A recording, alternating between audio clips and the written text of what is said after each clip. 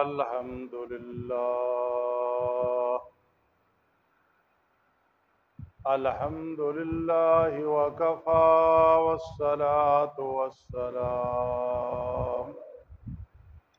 والصلاة والسلام على من لا نبي بعده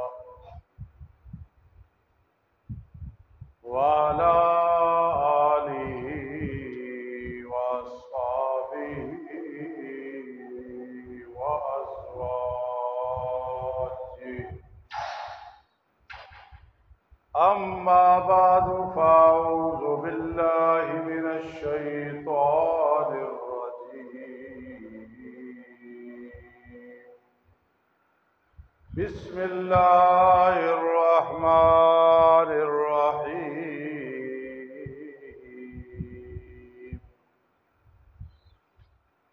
اقتربت الساعة وانشق القمر وإن يروا آية يعرضوا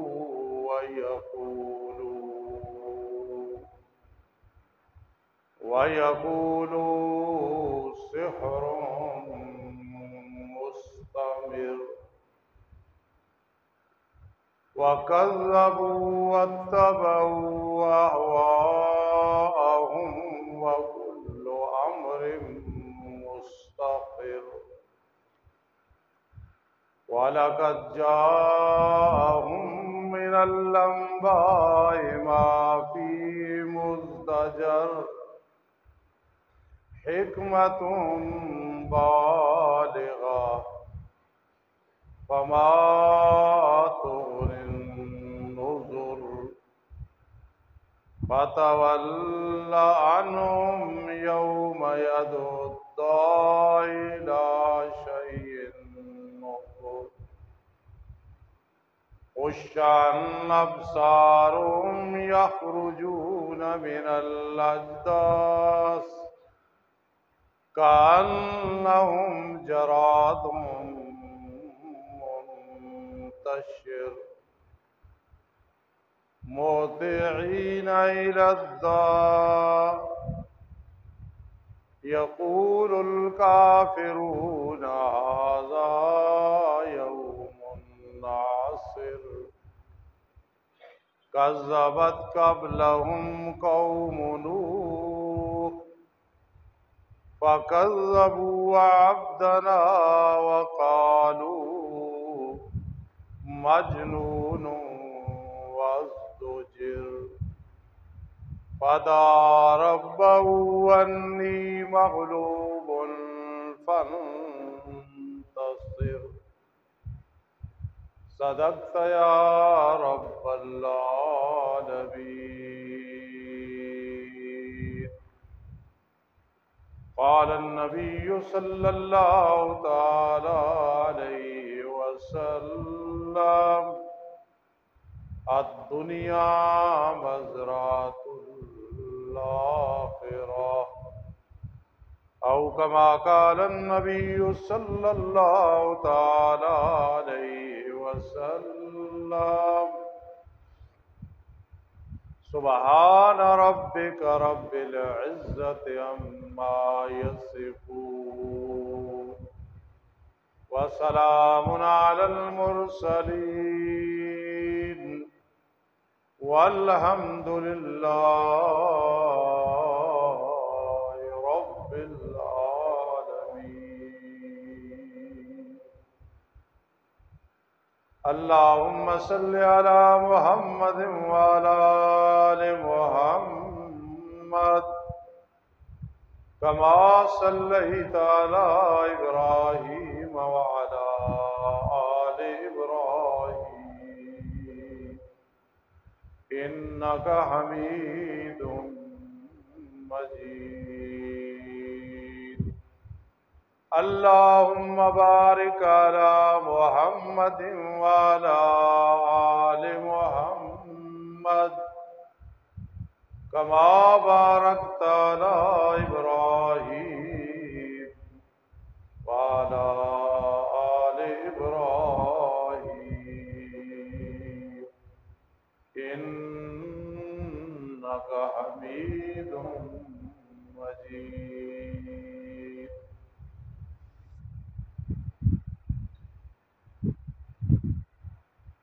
محترم سامعین کرام اور سامعات، خصوصاً طلباء کرام،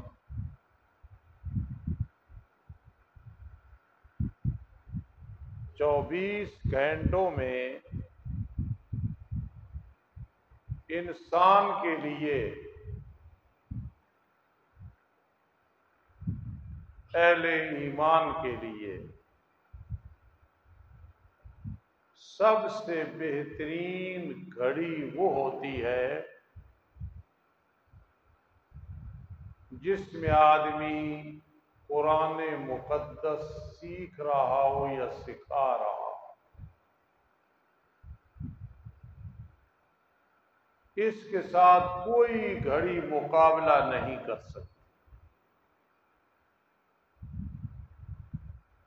اگر اس دنیا میں ضابطہ ہوتا رب کائنات کا کہ ظاہراً رحمت نظر آئے، یعنی برستی ہوئی،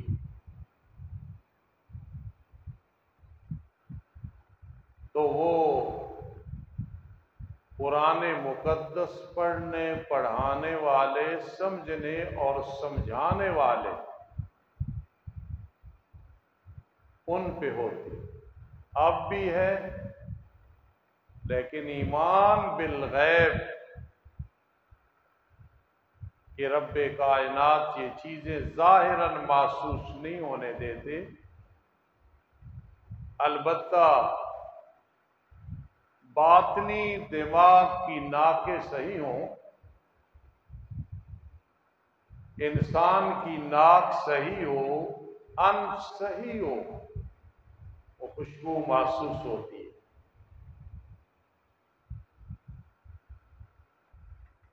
تو جب بھی آدمی کسی عالم یا مجھ جیسے طالب العلم کی بات سننے کے لیے بیٹھا ہو، تمام توجہات چھوڑ کے صرف قرآن مجید کی وہ بات یا نقطہ یا مسئلہ یا وعدہ یا وعید، ادھر پوری توجہ۔ آج انشاءاللہ العزیز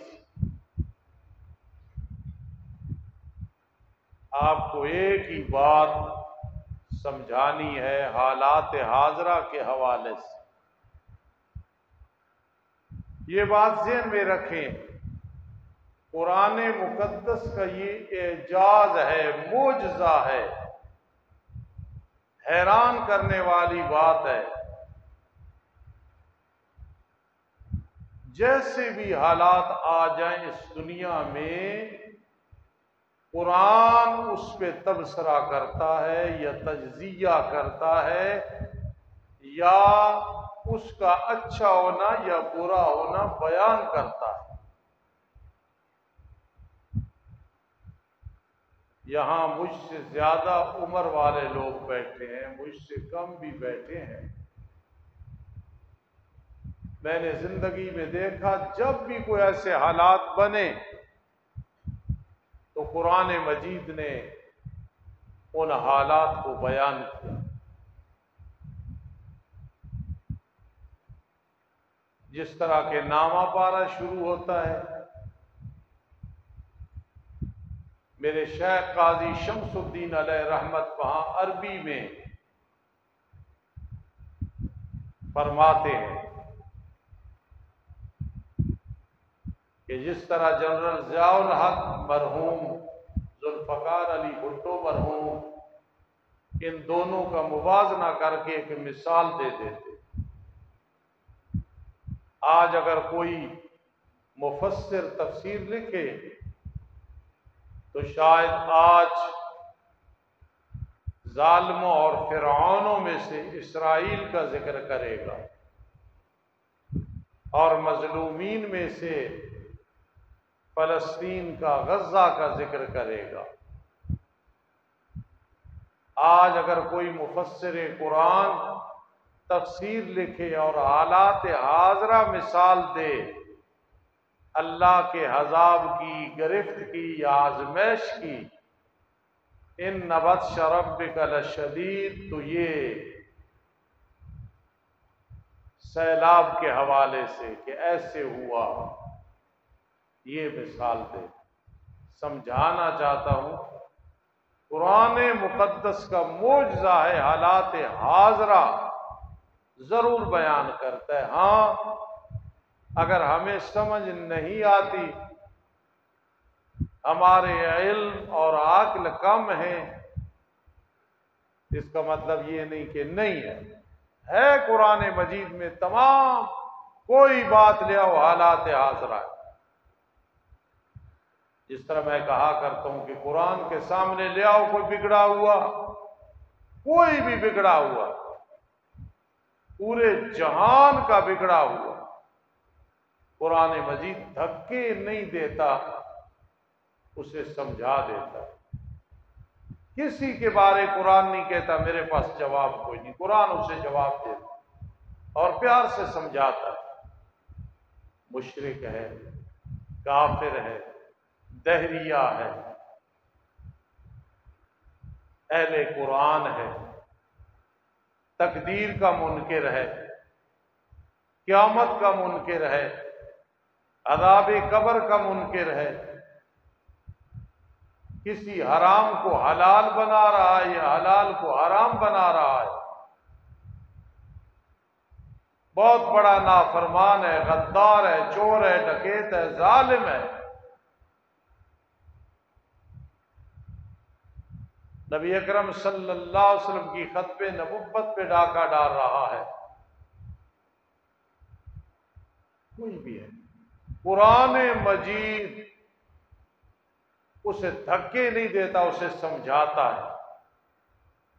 آج دیکھیں جو کچھ سوات میں ہوا، ثوابی میں ہوا، اللہ محفوظ رکھے اپنی پوری مخلوق کو۔ اگر ہم قرآن کی طرف جائیں گے تو قرآن ہمیں بھی سمجھائے گا۔ کبھی قرآن مجید اپنے بڑے پیارے انداز میں فرماتا ہے ظہر الفساد فی البر والبحر بما کسبت ایدی الناس، فرما پوری دنیا میں تمہیں فساد ظاہر ہوتے ہوئے نظر آ رہا ہے، ہر طرف فساد، ہر طرف بے قراری، ہر طرف نحوست، ہر طرف جنگ، ہر طرف لڑائی، ہر طرف بے قراری، ہر طرف بے برکتی، بد سکونی۔ اور قرآن ساتھ وجہ بیان کرتا ہے بما کسبت ایدی الناس، یہ لوگوں کا عمل ہے جس وجہ سے ایسے ہو رہا، ہم سمجھتے نہیں۔ کبھی قرآن مقدس باغی ٹولے کو مخاطب کر کے فرماتا ہے، چاہے انہیں یہ بات نہیں سمجھ آتی، لیکن جنہیں سمجھ آتی ہے وہ ان باغیوں کی وجہ سے چیختے چلاتے ہیں، کیونکہ جب عذاب آئے تو اللہ کا قانون ہے، پھر عام اور خاص سب رگڑے جاتے ہیں۔ ہاں قیامت کے دن اپنی نیتوں پہ اٹھائے جائیں۔ جہاں بھی کوئی بدکار ٹولہ بیٹھا ہے، چور بیٹھے ہیں، ڈکیت بیٹھے ہیں، ظالم بیٹھے ہیں، دہریے بیٹھے ہیں، ملحد بیٹھے ہیں، گمراہ اور گمراہ کرنے والے بیٹھے ہیں، حقوق العباد میں حق تلفی کرنے والے بیٹھے ہیں،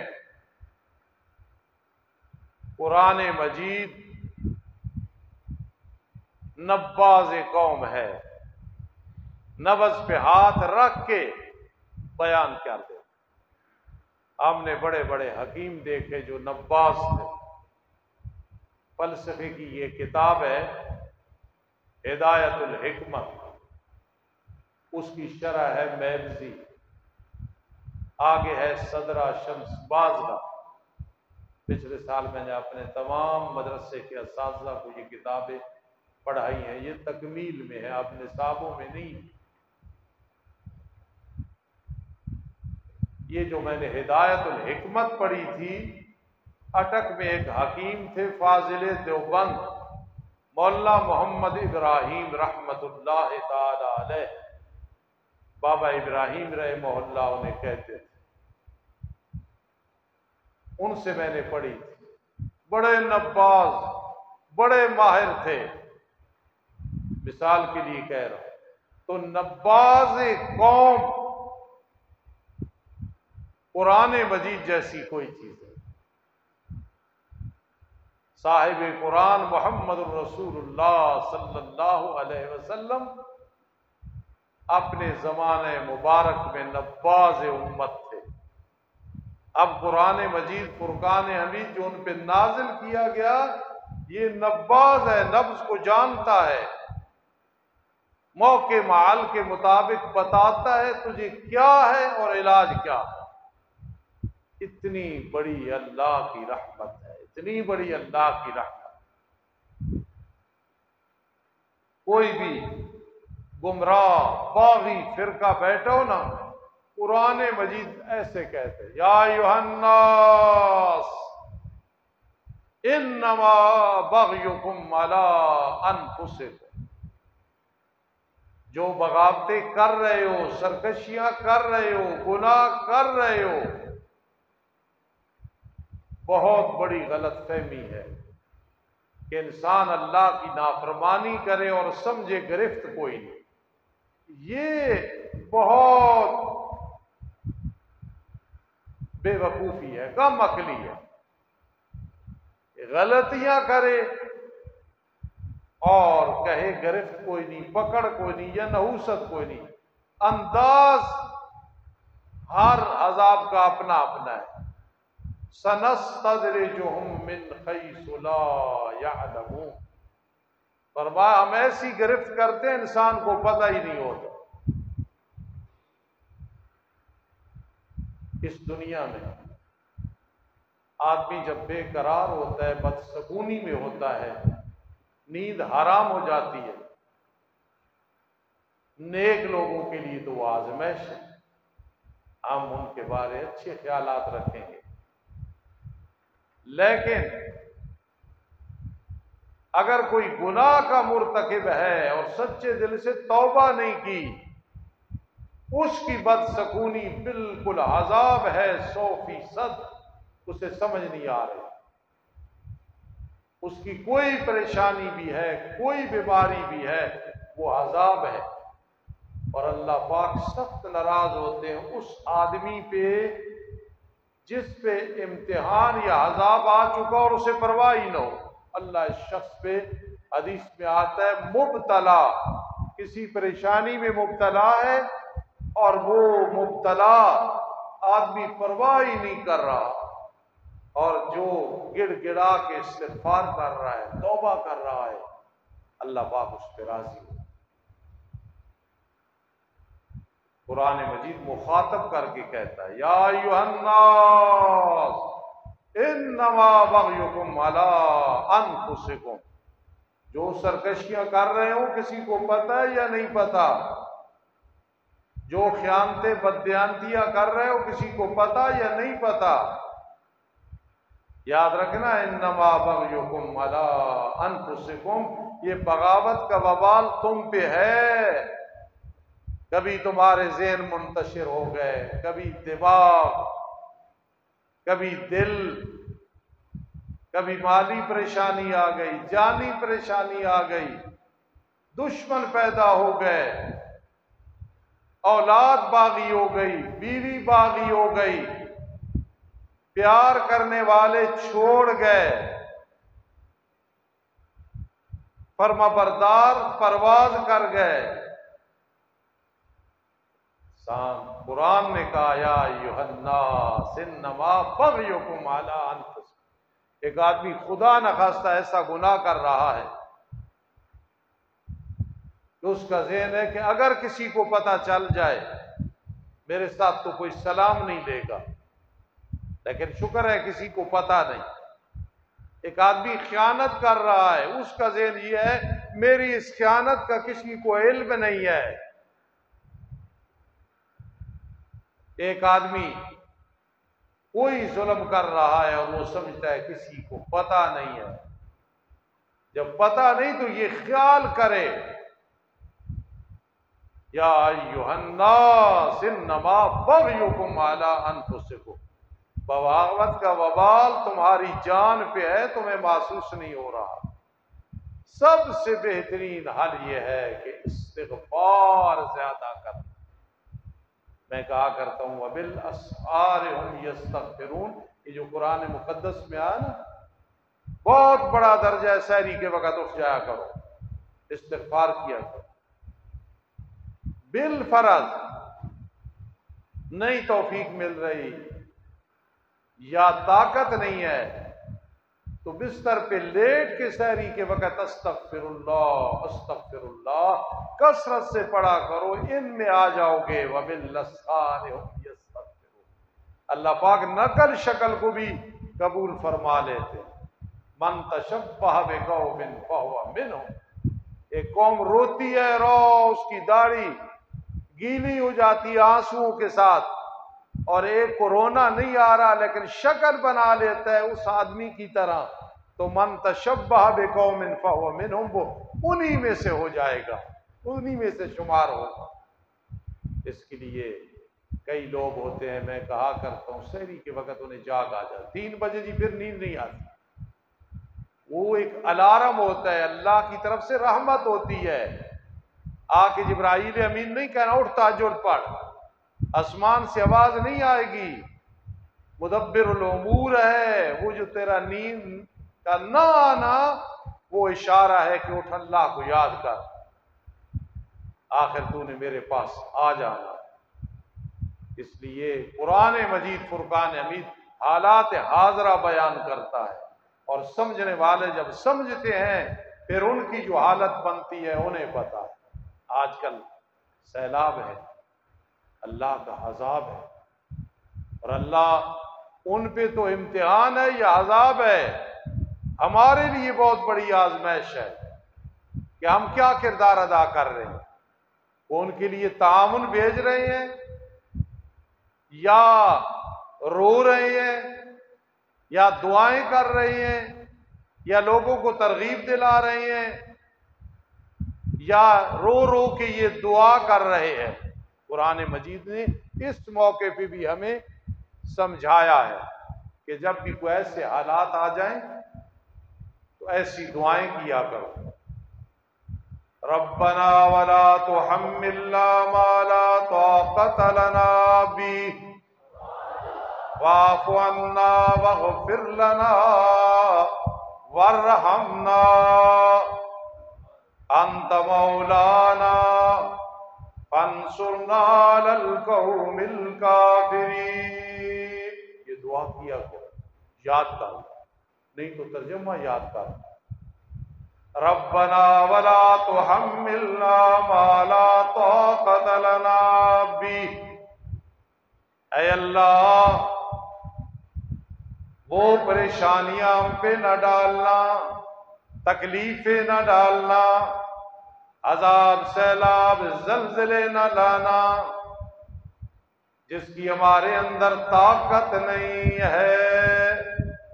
کیسے بس رہے تھے لوگ مجھ سے اور آپ سے دنیا سے اچھے علاقے میں، جی سوات بڑا خوبصورت علاقہ ہے، بڑا پیارا علاقہ ہے، لیکن آج اس سیلاب سے پہلے بھی ذرا اس کا موازنہ کرو اور بعد والا بھی، اور رب کائنات یہی سمجھاتے ہیں تلک الایام نداولها بین الناس، ان دنوں کو ہم پھیر پھیر کے لاتے ہیں، ان دنوں کو ہم پھیر پھیر کے لاتے ہیں، کبھی بلندی ہے کبھی پستی ہے، کبھی بہار ہے کبھی خزاں ہے، کبھی صحت ہے کبھی بیماری ہے، کبھی آبادی ہے کبھی بربادی ہے،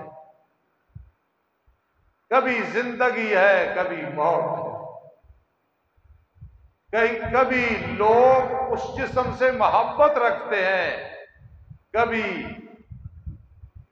کہ جسم سے بدبو آ رہی، سمیل آ رہی، جلدی اس کو قبر کے حوالے کرو۔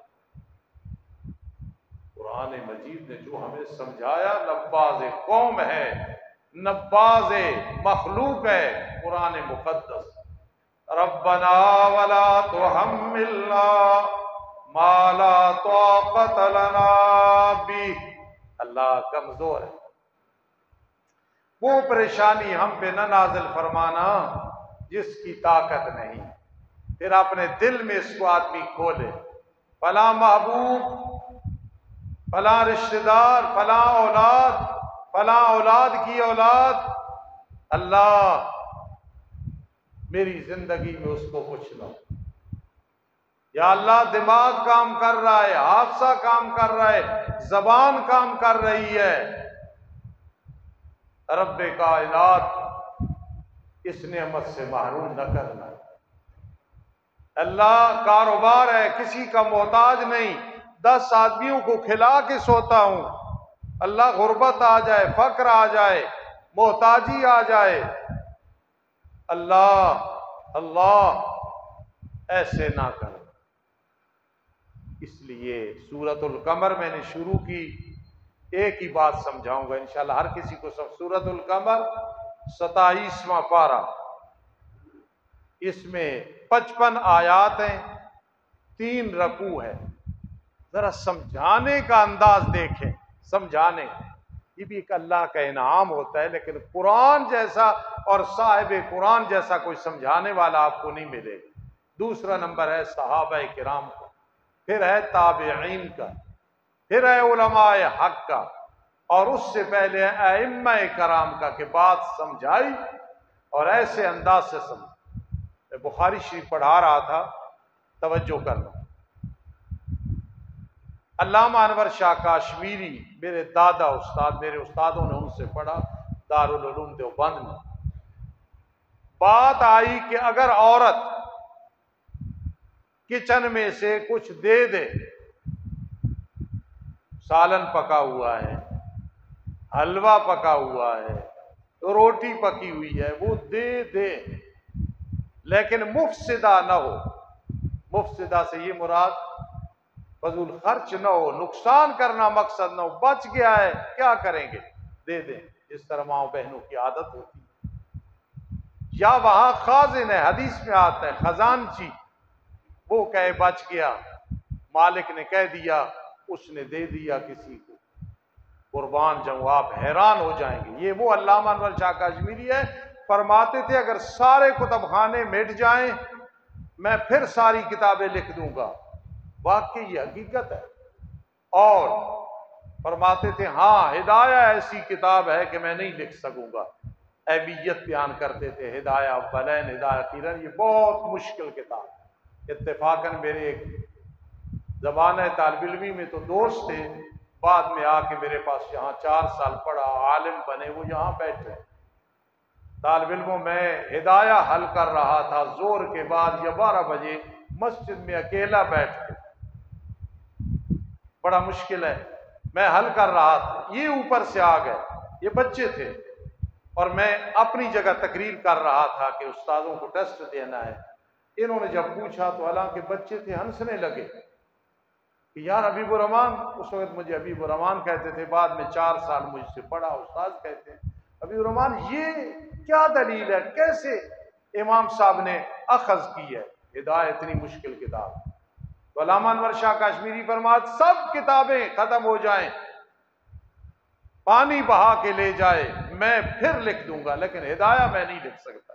تو دل میں اہمیت آ گئی کہ ہدایہ کتنی مشکل کتاب ہے۔ تو علامہ انور شاہ کاشمیری فرماتے ہیں سن لو، اس عورت نے جو روٹی دے دی، چاول دے دیے، سالن دے دیا، اس خزانچی نے مالک کی اجازت سے جو کچھ دیا، کہتے ہیں، فرماتے ہیں دیکھو حدیث میں آیا ثواب مالک کو بھی ملے گا، اس کی نوکرانی کو بھی ملے گا، اس کی بیگم کو بھی ملے گا۔ حالانکہ کھانا تو وہ ہے 2 روٹیاں ہیں، 2 روٹیاں کوئی 6 نہیں بنی ہیں، وہ 2 روٹیاں 2 ہیں، اس کو بھی ثواب، اس کو بھی ثواب، اس کو بھی ثواب ملے گا۔ اگلی بات دیکھنا، میں جب پڑھا رہا تھا تو میں نے طالب علموں کو کہا دیکھو، ظاہری طور پہ دیکھو گے تم کہو گے کہ علامہ بھول گئے، بات ہو رہی تھی کھانے پینے کی تو سورۃ فاتحہ کیوں لے آئے ہیں یہاں؟ طالب علموں کو کہا کہ یہ نہ سمجھنا علامہ بھول گئے ہیں، بات ہو رہی کچن کی تو سورۃ فاتحہ کو کیوں لے آئے ہیں؟ ان کے دماغ ہم جیسے نہیں تھے، رشک آتا ہے ان کے دماغ پہ۔ فرمایا جس طرح کھانا مالک کا ہے، باورچی کو ملا، خازن کو ثواب ملا، تو کہتے ہیں اسی طرح سورۃ فاتحہ امام پڑھتا ہے اسے بھی ثواب ملتا ہے، مقتدی کو بھی ثواب ملتا ہے۔ قربان جاؤں، یقین کرنا، میں کئی دفعہ کہا اور اس سے بھی زیادہ آپ سنوں گے کہ میں اللہ کی نعمتوں کا شکر ادا نہیں کر سکتا۔ کبھی میں کہا کرتا ہوں عطا الرحمان وغیرہ کو، دل کرتا ہے سر سجدے میں رکھ لوں، نہ اٹھاؤ، مجبوریاں ہیں، پڑھانا بھی ہے، کہا اللہ کے بہت انعام ہے۔ لیکن جب میں اس پہ نظر کرتا ہوں کہ میں نے حدیث ان سے پڑھی ہے جنہوں نے ان سے پڑھی ہے، جن کا نام علامہ انور شاہ کاشمیری ہے، مجھے پتا ہے میں کتنا شرمندہ ہوتا ہوں کہ میں اس قابل نہیں تھا، بس اللہ کی رحمت۔ تو کہاں بات کھانے کی، قربان جاؤں علامہ انور شاہ کاشمیری نے کہاں اس کو سیٹ کیا کہ سورہ فاتحہ پڑھی اس نے ہے، ایک ہے قراءۃ الامام قراءۃ المقتدی، جاری اور سری نمازوں میں ثواب مقتدیوں کو بھی ملے گا۔ یہ علماء تھے جو گزر گئے۔ اس وقت علم تھوڑا ہوتا تھا، یعنی عالم تھوڑے ہوتے تھے، عمل زیادہ ہوتا تھا۔ آج دیکھو تو یہ بھی فارغ التحصیل، یہ بھی فارغ التحصیل، یہ بھی فارغ التحصیل، اور مسائل نماز کے نہیں آتے، یہ بھی مفتی وہ بھی مفتی، مسئلہ طلاق کا پتہ نہیں الا ماشاء۔ تو اس لیے قرآن مجید اقتربت الساعۃ وانشق القمر، اب سمجھنا، قریب آ گئی قیامت، چاند کے 2 ٹکڑے ہو گئے۔ مشرکین نے مطالبہ کیا، میرے آقا نے اشارہ کیا، چاند 2 ٹکڑے ہو گئے۔ جی بَإِن يَرَوْا آیَةً يُعْرِضُوا، فرمائیے اگر میرے پیارے پیغمبر کے سارے معجزات بھی دیکھ لینا، یُعْرِضُوا، اعراض کریں گے، منہ پھیر لیں گے، وَيَقُولُوا سِحْرٌ مُسْتَمِرٌ، یار جادو ہے، معاذ اللہ جادو ہے، شروع سے چلا آ رہا ہے۔ نیک لوگ وہ ہیں جو جب قرآن سنتے ہیں تو کیا کہتے ہیں؟ اِذَا تُلِيَتْ عَلَيْهِمْ آیَاتُهُ زادتہم ایمانا، قرآن سنتے ہیں پڑھتے ہیں تو ایمان میں اضافہ ہوتا ہے۔ وَعَلَىٰ رَبِّهِمْ يَتَوَكَّلُونَ، اپنے رب پہ بھروسہ کر۔ قرآن پڑھنے پڑھانے کا جو فائدہ ہوتا ہے نا، اللہ پہ بھروسہ ہو جاتا ہے، توکل اللہ پہ۔ تو یہ کفار مشرک کہتے ہیں سحر مستمر، کوئی معجزہ دیکھی نہیں، یہ جادو ہے۔ وَكَذَّبُوا وَاتَّبَعُوا أَهْوَاءَهُمْ، جھٹلا رہے ہیں، نفسانی خواہشات کی تابعداری کر رہے ہیں۔ شیطان کے پاس 2 پستول ہے، 2 اسلحے ہیں، یاد رکھو، دونوں استعمال کرتا ہے، ہمیں سمجھ نہیں آتی۔ بہت بڑی بے وقوفی ہوتی ہے کہ آدمی کو دشمن کا پتہ نہ ہو، جب پتہ چل جائے نا پھر آدمی محفوظ ہو جاتا ہے اس دشمن سے۔ ایک ہے شکوک کا اسلحہ اور دوسرا ہے نفسانی خواہشات کا اسلحہ۔ شیطان شکوک والا اسلحہ استعمال کرتا ہے، عقائد میں شک ڈالتا ہے۔ ان کو بھی تو اللہ نے توفیق دی ہے نا، ان کو تو اللہ نے اختیار دیا ہے نا، بڑے کو ملنا ہو تو چھوٹے کو ملنا پڑتا ہے۔ ہم کوئی کہتے ہیں کہ وہ حاجت روا مشکل کشا ڈائریکٹ ہے، ہم کہتے ہیں اللہ نے اختیار دیا ہے۔ شیطان شکوک کے ذریعے، یہ اس کے پاس اسلحہ ہے، انسان کا عقیدہ خراب کرتا ہے۔ ہم کب کہتے ہیں کہ نبی اکرم صلی اللہ علیہ وسلم خاتم النبیین نہیں ہے، مرزائیوں کو یہ سبق دیتا ہے۔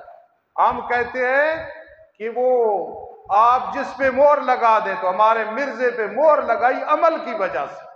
اور لانتیوں، عمل کو اگر دیکھو تو صدیق کے عمل کے ساتھ کو عمل ملتے ہیں، فاروق کے عمل کے ساتھ کو عمل ملتے ہیں، حضرت عثمان، حضرت علی، حضرت معاویہ وغیرہ رضی اللہ تعالیٰ عنہ، ان کے عمل کے ساتھ وہ عمل ملتا ہے؟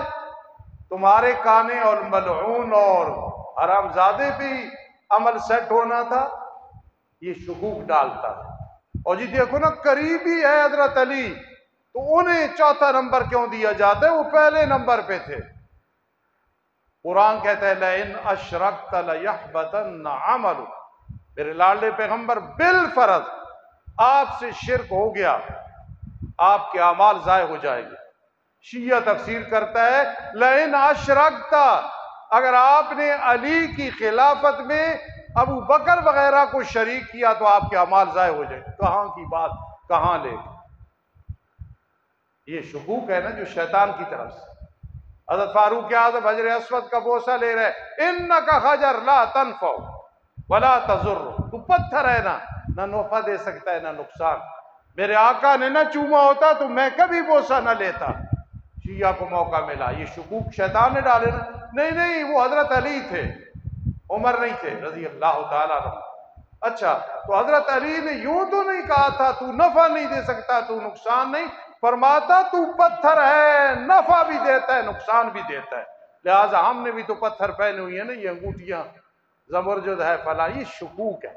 تو شیطان کا ایک اسلحہ اور کلاشن کوف ہے، شکوک، شک ڈالتا ہے، شک۔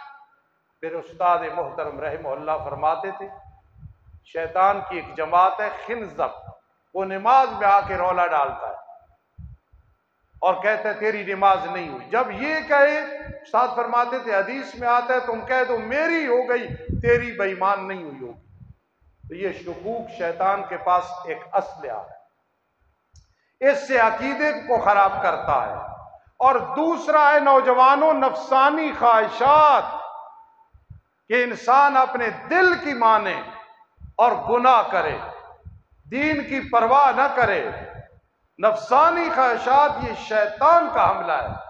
اسی لیے اللہ والے کہتے ہیں جب کسی سے مشورہ کرو نا تو عورتوں سے بھی مشورہ کیا کرو، سمجھانے کے لیے کہتے ہیں، لیکن جب عورتیں اکثر تمہیں مشورہ دے تو اس کے الٹ کرو۔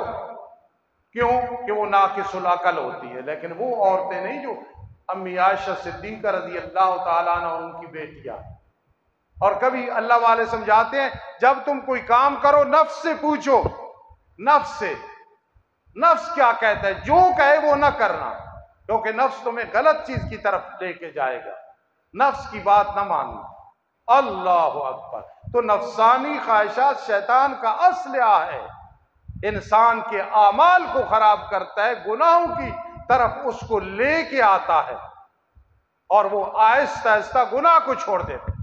میں ایک اللہ والے کی بات علماء دیوبند سے پڑھ رہا تھا، وہ کہتے ہیں کہ ایک بزرگ آخری عمر میں بیٹھے ہیں، کسی نے آ کے کہا جی او فلاں بزرگ آ گئے، مجھ جیسا مولوی ہوتا تو خوش ہوتا، تحفہ لے کے آئے ہوں گے، کوئی چیز لے کے آئے ہوں گے، آپ جیسا ہوتا خوش ہو جاتا۔ فرمایا اس کو کہو چلا جا، دیکھیں نا، الحب للہ والبغض للہ، نفسانی خواہشات کی چلا جا۔ پھر آیا، کیوں چلا جائے؟ وہ بدعی ہے، بدعت کرتا ہے، بدعت کرتا ہے، ہم تو پرواہ ہی نہیں کرتے، ہنس پڑتے ہیں، تیجا چوتھا 40واں 10واں نام لے کے سالگرہ صرف ہنسنا ہوتا ہے، اور چیز اچھی بنی تو کھا بھی لیتے ہیں۔ لیکن بدعت سے نفرت، یہ حضور علیہ السلام سے محبت ہے، اور بدعت سے نفرت نہ کرنا یہ محبت میں کمی ہے، ابھی قصور ہے، محبت تمہاری پوری نہیں۔ تو انہوں نے کہا اس کو کہو چلا جا، تو بدعی آدمی ہے، میں تجھے ملوں گا۔ آج تو ہم پڑھا کے بچیوں کو جب رشتے کی بات، کوئی بات نہیں جی، بڑے اچھے ہیں، بڑے ہاں ہیں، بریلوی ہیں، وہ شرک کرتے ہیں، 11ویں 12ویں کے قائل ہے، پوری زندگی بیچاری وہ جہنم میں چلی گئی۔ تو ان بزرگوں نے کہا اس کو کہو چلا جا، تو بدعی ہے، میں نہیں مانتا۔ اس نے کہا ان کو کہو بدعی ہوں، لیکن آج آپ کے سامنے توبہ کرنے کے لیے آیا ہوں۔ دیکھا الحب للہ والبغض للہ۔ ان بزرگوں نے کہا یہ پگڑی لو اسے کہو پگڑی بچھا، اس کے اوپر چل کے آ، جو بدعت اور گناہ کو چھوڑے، التائب حبیب اللہ، وہ تو اللہ کا محبوب بن جاتا ہے، اسے کہو اس پگڑی کو بچھا اور اس پہ چل کے آ۔ لیکن جب توبہ کی توفیق ملتی ہے نا، پھر انسان اللہ کی رحمت میں آ جاتا ہے۔ کسی کو تانا نہ دیا کرو، اگر اللہ اس سے توفیق دے دی ہے، کسی گناہ سے تائب ہو گیا، وہ حبیب اللہ ہے، اللہ کا محبوب بن گیا ہے۔ انہوں نے کیا کہا؟ انہوں نے کہا اچھا پگڑی بزرگوں نے بھیجی ہے، اس پہ چل کے آ۔ چل کے نہیں آؤں گا، سر پہ رکھی اور کہا یہ میری دستار بندی ہے۔ علم پڑھا، چادر رکھی گئی، علم پڑھا، ٹوپی رکھی گئی، علم پڑھا، رومال رکھا گیا۔ انہوں نے کہا میں نے توبہ کی ہے کہ ابھی بزرگوں کے پاس نہیں پہنچا، میری یہ دستار بندی ہے۔ جب وہاں آئے، ان سے ملاقات کی، توبہ و استغفار کی، کچھ دنوں کے بعد جن کے پاس آئے تھے وہ اللہ کو پیارے ہو گئے، تو یہ رو رہی کوئی کہتے تھے بس وہ میری انتظار میں تھے، شاید مجھے توبہ کرانی تھی اس لیے چلے گئے۔ تو شیطان کا اسلحہ شکوک ہے، شک ڈالتا ہے جی، اور دوسرا اسلحہ نفسانی خواہشات، گناہ کراتا ہے انسان سے، اور اس سے حل کا طریقہ ایک ہی ہے، تقوی والی کشتی میں بیٹھ جاؤ، نہ شکوک قریب آئیں گے، نہ نفسانی خواہشات قریب آئیں گی، اللہ کی رحمت شامل حال ہوگی اور انسان پہنچ جائے گا۔ بات ایک ہی آپ کو سمجھانی، سورۃ القمر 27واں پارہ، رب ذوالجلال نے ذکر کیا ہے قیامت کا، ذرا سمجھنا، ہر بچے کو بھی سمجھ آ جائے۔ اللہ نے سمجھا کے نا قیامت کا ذکر، آگے جو بات کی ہے وہی آپ ذہن میں رکھنا۔ 27واں پارہ سورۃ القمر، ہمارے خادم نے، خطیب نے یہ بات سمجھائی ہے، خشعاً ابصارہم، قیامت کے دن آنکھیں جھکنے والی ہوں گی، یخرجون من الاجداث، قبروں سے نکلیں گے، کأنہم جراد منتشر، گویا وہ مکڑی ہے پھیلنے والی، ایسے نکل رہے ہوگے تم، مہطعین الی الداع، اسرافیل بلا رہے ہوں گے، سارے اللہ کی طرف جا رہے ہوں گے، مومن الحمدللہ پڑھ رہے ہوں گے، یقول الکافرون ھذا یوم عسر، کافر کہیں گے یہ تو بڑا مشکل دن ہے، مشکل دن ہے، عبوساً قمطریرا، بڑا کڑوا ہے، بڑا مشکل دن ہے۔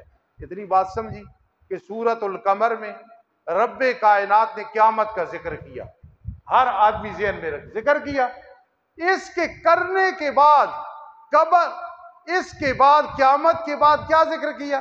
کذبت قبلہم قوم نوح، قیامت کے حالات سن لو، قوم نوح نے نوح علیہ السلام کو جھٹلایا تھا، فَكَذَّبُوا عَبْدَنَا، ہمارے بندے کو جھٹلایا، وَقَالُوا مَجْنُونٌ وَازْدُجِرَ، نوح علیہ السلام کو کہنے لگے یہ پاگل ہے، معاذ اللہ، یہ ڈانٹا گیا ہے، پھر فَدَعَا رَبَّهُ، کاش کہ ہمیں یہ بات سمجھ آئے۔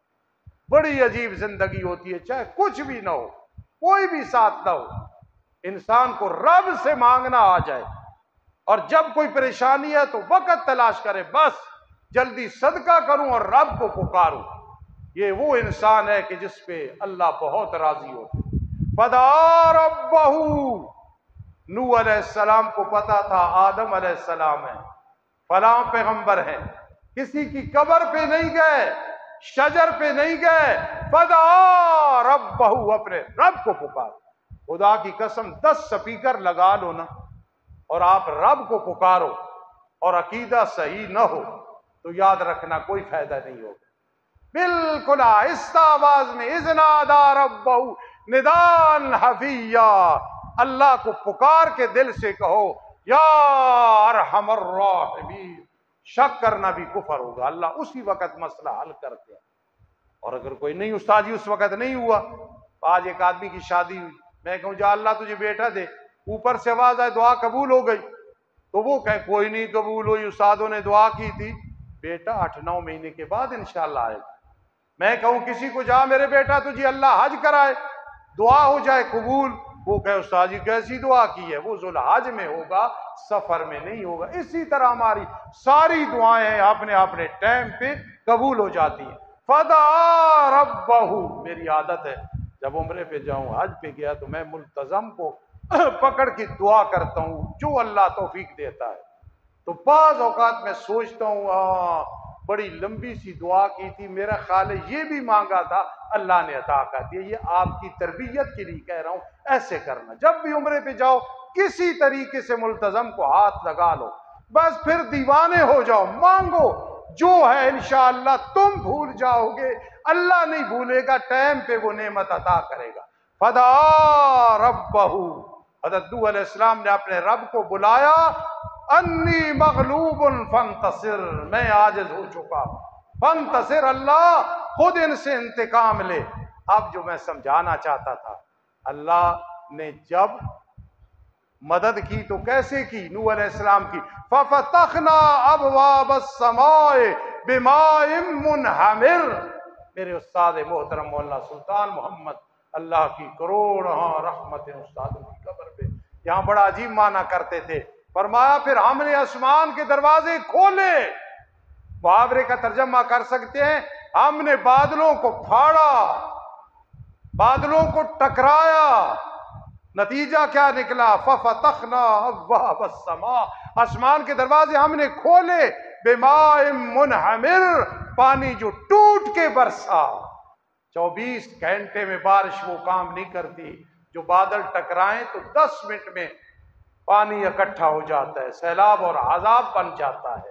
میرے خیال میں آپ نے بات سمجھی ہے۔ قیامت کا ذکر کر کے نوح علیہ السلام کا ذکر کیوں کیا؟ اس طوفان اور سیلاب کا ذکر کیوں کیا؟ اس قیامت سے پہلے قیامت صغریٰ بھی آ سکتی ہے، اگر ادھر آئی ہے تو ادھر بھی آ سکتی ہے۔ وَفَجَّرْنَا الْأَرْضَ عُيُونًا، فرما جہاں ان کے گھر تھے، بلڈنگیں تھیں، جس طرح سوات سوابی میں سن رہے ہو، اللہ سب کو محفوظ رکھے۔ وَفَجَّرْنَا الْأَرْضَ عُيُونًا، زمین کو ہم نے چشمے بنا دیا، پانی پانی پانی۔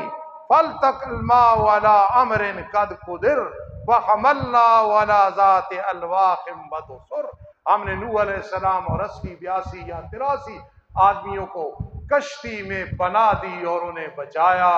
تو میری بات سمجھ گئے ہوگے، قرآن حالات حاضرہ بیان کرتا ہے۔ آج کے حالات بھی پڑھو قرآن، قیامت کے بعد نوح علیہ السلام کا ذکر کیوں آیا ہے کہ یہ قیامت صغریٰ دنیا میں بھی آتی ہیں۔ حل ہے استغفار کرو۔ وہاں کے لیے بڑے لوگ کوشش کر رہے ہیں، الحبت بھی کر رہی، عطا الرحمان صاحب بھی کر رہے ہیں، نقدی، کیونکہ وہاں اور سامان نہیں پہنچ سکتا۔ کوشش کرو کہ وہاں کچھ نہ کچھ حصہ ضرور ڈالو۔ ہماری خبیب فاؤنڈیشن اور تقریباً پوری دنیا میں کام کر رہی ہے۔ کل اس کے چیئرمین ندیم احمد میرے بڑے وفادار شاگرد ہیں، رات افغانستان میں بیٹھے تھے، مجھے بتا رہے تھے کہ ہم یہ کچھ کر رہے ہیں، یہ کچھ کر رہے ہیں۔ بہرحال بھائی جو جماعتیں کر رہی ہیں، جو فاؤنڈیشن، اللہ انہیں جزائے خیر دے۔ دعا بھی کریں رو رو کے شہداء کے لیے، اللہ ان کے درجے بلند کرے، لواحقین کے لیے، اور جن کے پیارے جدا ہو گئے، اور خاص کر رقم کی مد میں کسی طریقے سے بھی کوئی بھی امانت دیانت والا پہنچا رہا ہے، اللہ ہم سب کو توفیق نصیب فرمائے۔ وما علینا الا البلاغ المبین۔